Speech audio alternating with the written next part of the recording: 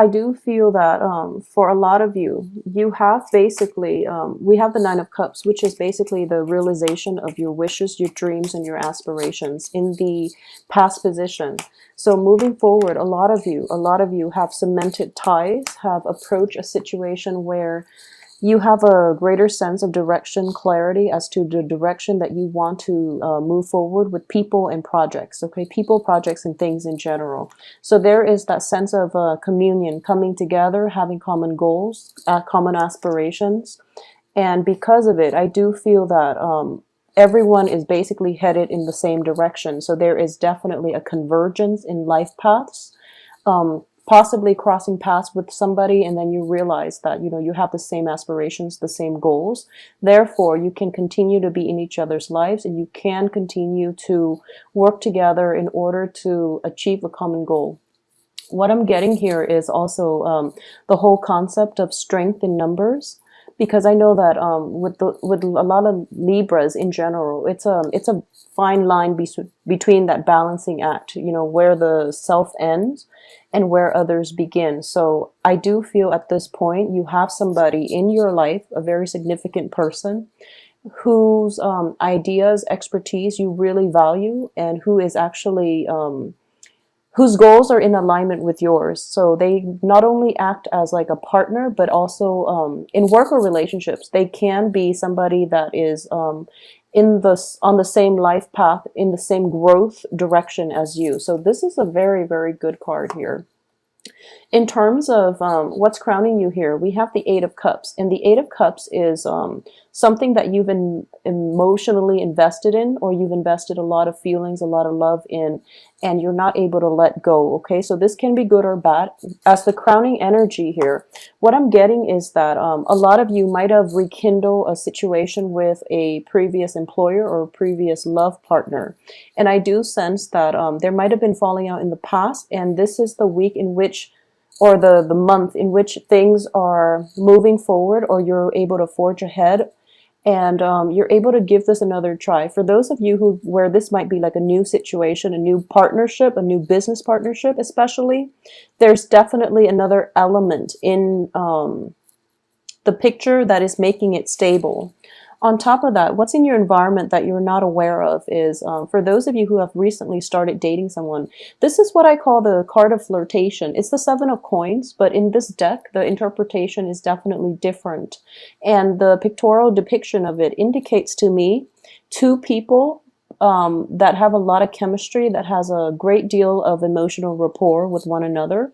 And they're also, it's that early stage of flirtation, of courtship, where they're kind of skirting around the same, the issues. They are very similar in philosophical outlooks and values. They do want to grow together, and they also are helping one another to achieve, financial stability, to achieve abundance in life in all sectors of their lives. Okay, so you've met a really good partner that is going to be conducive to, your long-term prosperity. So I do feel whoever it is that's in your life, things look very stable. It seems like a very egalitarian type of relationship. And if you look at this card here, the heart is buried underneath the ground. It indicates to me two things. The first is that, that physical chemistry, that aspect of, lust and things like that is, it's definitely at play. It's definitely at play, but I do feel the relationship itself is stable, mainly because it has a good foundation where two people actually like each other. It's not just, the physical attraction alone. Two people are going through this process where they have a friendship. They have a very solid sense of liking one another and respecting one another. So this is a very, very balanced relationship. In terms of your spiritual advice here, we have the Three of Swords. So a lot of you are still hanging on to past hurts, okay? As indicated by the Eight of Cups. So I do feel for majority of you, there was a situation from the past, and this is a new person coming through. So there was a situation from the past that you're still emotionally nursing, or you're still not able to let go of completely. I do feel like physically you've moved on. Emotionally, there's still that little, that fear, that, worst case scenario where you're kind of, I wouldn't say it's affecting your future because your future looks really good.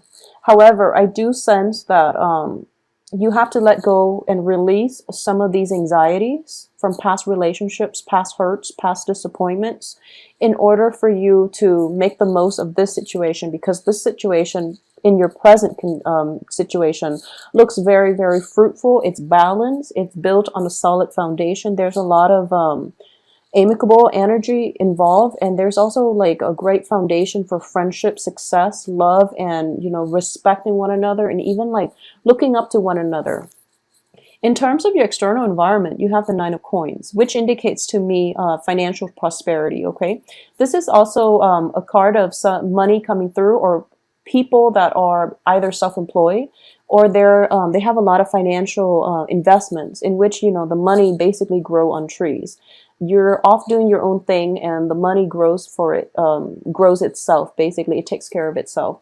So whoever it is that you are financially or even romantically linked with, I do feel a sense of great financial prosperity. Either that person individually or as a couple, as a unit, you can work together to achieve a lot of financial prosperity, because I do feel the sun.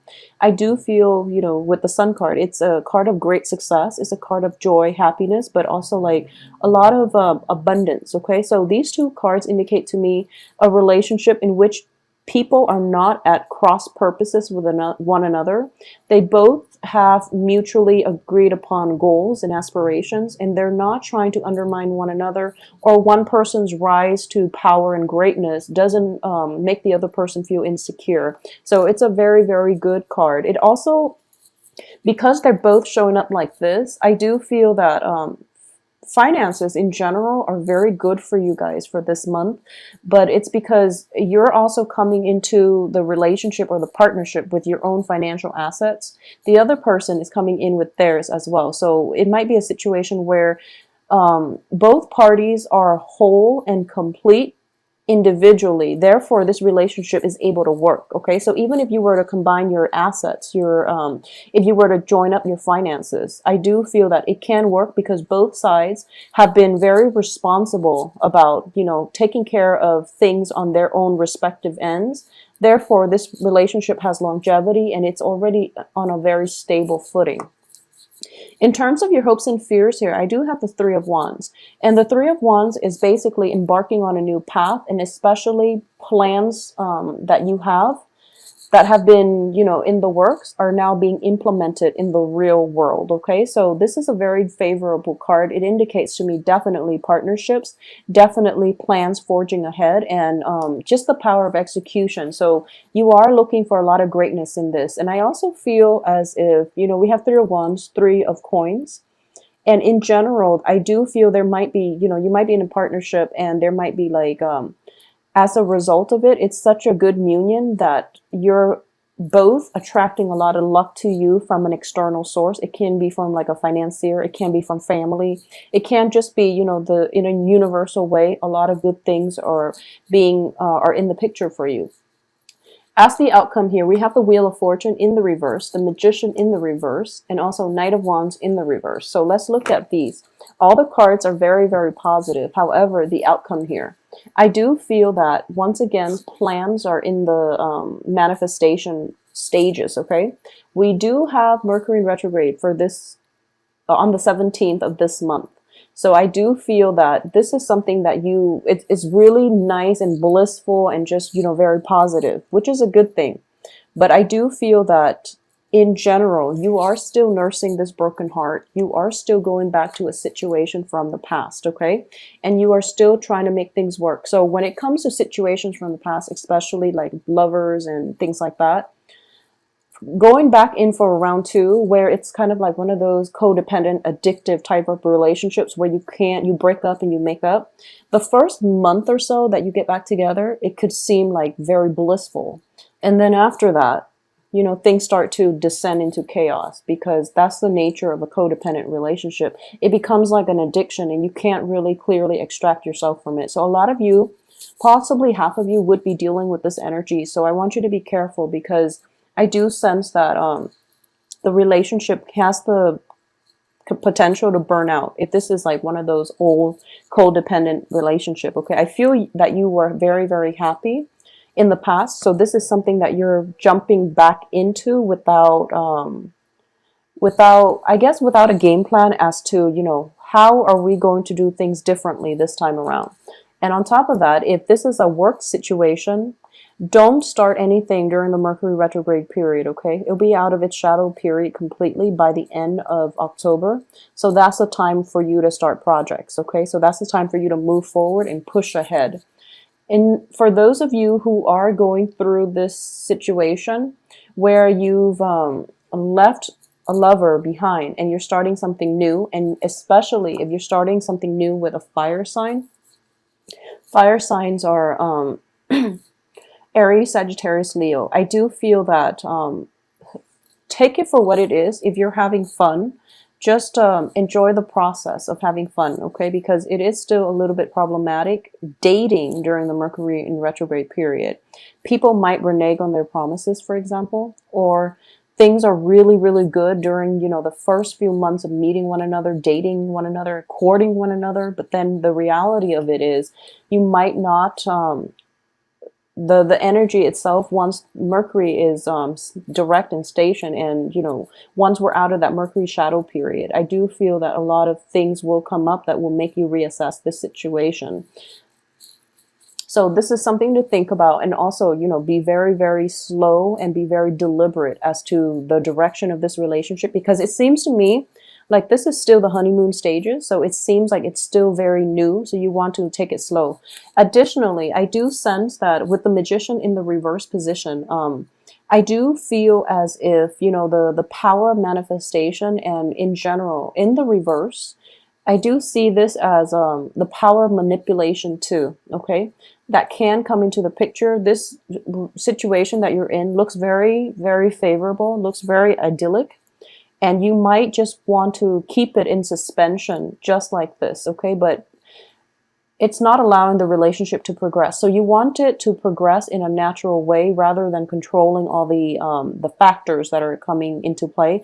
Allow it to play out naturally, okay? Don't rush things. Don't push too fast, because I do feel there is potential for burning out and possibly jumping the gun and ruining a very, very positive experience, okay? So be very careful about that, Libras. I do sense that when it comes to new financial situation, a lot of you have the 9 of coins here, 7 of coins, so it indicates to me that, hard work is definitely going to be achieved, or money is going to be achieved through hard work, okay? Because external to you is the 9 of coins. However, internal to you is still the 7 of coins, which is waiting for that harvest, waiting for that huge payout, okay? Waiting for your work to pay out. So it's still, some work still needs to be revisited, still needs to be redone in order for you to change the situation 180, basically. So overall, a very, very positive second half of the month in September. Just don't push things too fast. Allow the right time. Allow, look out for signs, and be open to things not going in or progressing in the time frame that you'd hope. And, be patient about financial payouts, be patient with partners, be patient with new love interests. Allow situations to organically, naturally unfold rather than pushing full speed ahead, because I do feel like, possibly jumping the gun, possibly burning out. Okay, so those are the only things. I do feel it is a positive relationship. And if there are investment opportunities that you're hoping for, it looks favorable. If there's a new job that you're hoping to land, accept the job. I would say that don't start the job or don't accept it after like the 17th, because it is Mercury in retrograde. So what happens is you might start this job, and then you might realize that the job description itself is not clearly defined. So what you're doing is very, very different from the job description that was advertised, okay? So it's very problematic. So what also ends up happening is that you will go through, for the next 3 months, you would work at this job. And then when the next Mercury retrograde period comes around, you will realize that it's not really serving your greater needs. It's not using your skills adequately. So you might leave,